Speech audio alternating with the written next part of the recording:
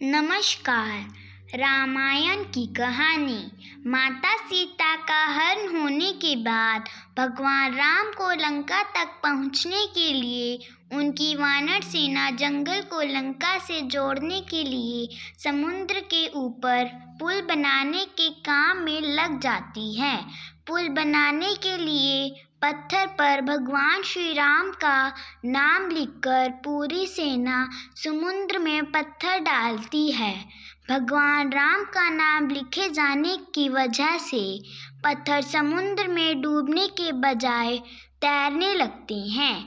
यह सब देखकर सभी वानर काफी खुश होते हैं और तेजी से पुल बनाने के लिए पत्थर समुद्र में डालने लगते हैं। भगवान राम पुल बनाने के लिए अपनी सेना के उत्साह संपन्न और जुनून को देखकर काफी खुश होते हैं। उस वक्त वहाँ एक गिलहरी भी थी जो मुंह से कंकड़ उठाकर नदी में डाल रही थी। उसे ऐसा बार बार करते हुए एक वानर देख रहा था। कुछ देर बाद वानर गिलहरी को देखकर मजाक बनाता है। वानर कहता है, हे गिलहरी, तुम इतनी छोटी सी हो, समुद्र से दूर रहो। कहीं ऐसा ना हो कि तुम उन्हीं पत्थरों के नीचे दब जाओ। यह सुनकर दूसरे वानर भी गिलहरी का मजाक बनाने लगते हैं। गिलहरी यह सब सुनकर बहुत दुखी हो जाती है। भगवान राम भी दूर से यह सब होता देखते हैं। गिलहरी की नज़र जैसे ही भगवान राम पर पड़ती है, वो रोते रोते भगवान राम के समीप पहुंच जाती है। परेशान गिलहरी श्री राम से सभी वानरों की शिकायत करती है। तब भगवान राम खड़े होते हैं और वानर सेना को दिखाते हैं कि गिलहरी ने जिन कंकड़ों व छोटे पत्थरों को फेंका था, वो कैसे बड़े पत्थरों को एक दूसरे से जोड़ने का काम कर रहे हैं। भगवान राम कहते हैं, अगर गिलहरी इन कंकड़ों को नहीं डालती तो तुम्हारे द्वारा फेंके गए सारे पत्थर इधर उधर बिखरे रहते। ये गिलहरी के द्वारा फेंके गए पत्थर ही हैं जो इन्हें आपस में जोड़े हुए हैं। पुल बनाने के लिए गिलहरी का योगदान भी वानर सेना के सदस्यों जैसा ही अमूल्य है। इतना सब कहकर भगवान राम बड़े ही प्यार से गिलहरी को अपने हाथों से उठाते हैं।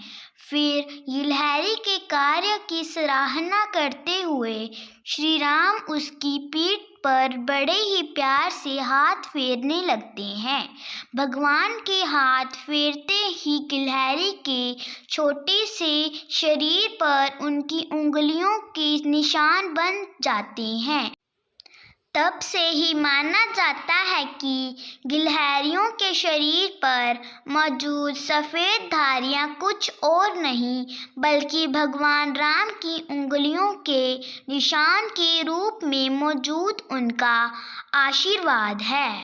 कहानी से सीख।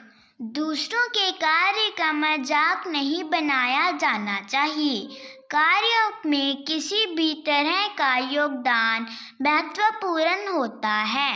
साथ ही दूसरों द्वारा मजाक बनाए जाने के बावजूद आपको अपना आत्मविश्वास नहीं खोना चाहिए।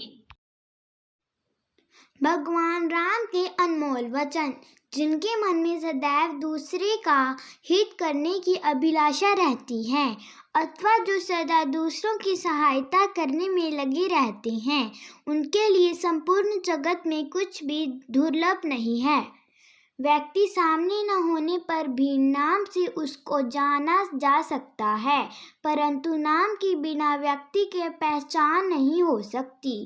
क्रोध हमारा शत्रु है और हमारे जीवन का अंत करने में समर्थ है। क्रोध हमारा ऐसा शत्रु है जिसका चेहरा हमारे मित्र जैसा लगता है। क्रोध एक तलवार की तेज धार की भांति है। क्रोध हमारा सब कुछ नष्ट कर सकता है। चरित्रहीन व्यक्ति की मित्रता उस पानी की बूंद की भांति होती है जो कमल फूल की पत्ती पर होते हुए भी उससे चिपक नहीं सकती। अपने जीवन का अंत कर देने में कोई अच्छाई नहीं होती।